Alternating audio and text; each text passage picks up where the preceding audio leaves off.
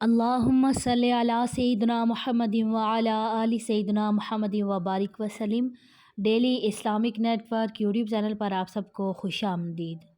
نماز کے بعد اکثر لوگ سر پہ ہاتھ رکھ کے کچھ پڑھتے ہیں یا پیشانی پہ ہاتھ رکھ کے کچھ پڑھتے ہیں، تو جن لوگوں کو نہیں پتہ ہوتا تو وہ پریشان ہو جاتے ہیں کہ نماز کے بعد انگلیوں پر تو ہم سبحان اللہ، الحمدللہ، اللہ اکبر پڑھتے ہیں، تسبیح ہے فاطمہ، لیکن یہ سر پر ہاتھ رکھ کر، پیشانی پر ہاتھ رکھ کر لوگ کیا پڑھتے ہیں اور اس کا کیا فائدہ ہے اور کیا یہ پڑھنا ضروری ہے، آج کی ویڈیو میں آپ کے ساتھ شیئر کروں گی۔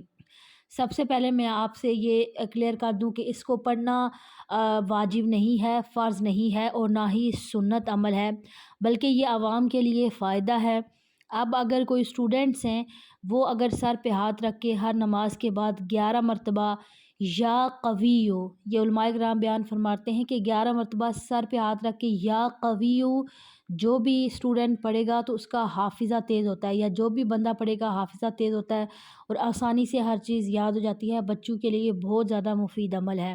ہر نماز کے بعد 11 مرتبہ یا قویو سر پہ ہاتھ رکھ کے پڑھے، اور کچھ لوگ یا رحیم پڑھتے ہیں یا کریم بھی پڑھتے ہیں، یہ اللہ تعالیٰ کے صفاتی نام ہیں جو لوگ پڑھتے ہیں، لیکن نبی صلی اللہ علیہ وآلہ وسلم کے سنت سے ایسا کوئی عمل ثابت نہیں ہے کہ نبی پاک نے یہ نام پڑھے ہوں، لیکن یہ علماء کرام نے بیان فرمائے، بزرگان دین نے بیان فرمائے ہیں کہ آپ یہ پڑھیں تو عوام کو فائدہ ہوگا۔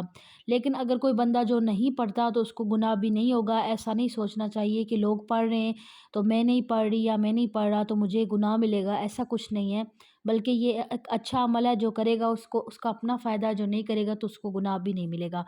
مجھے امید ہے کہ آج کی ویڈیو آپ کو سمجھ میں آ گئی ہوگی۔ آپ سب اپنا بہت خیال رکھیے گا، دعاؤں میں یاد رکھیے گا۔ اللہ حافظ۔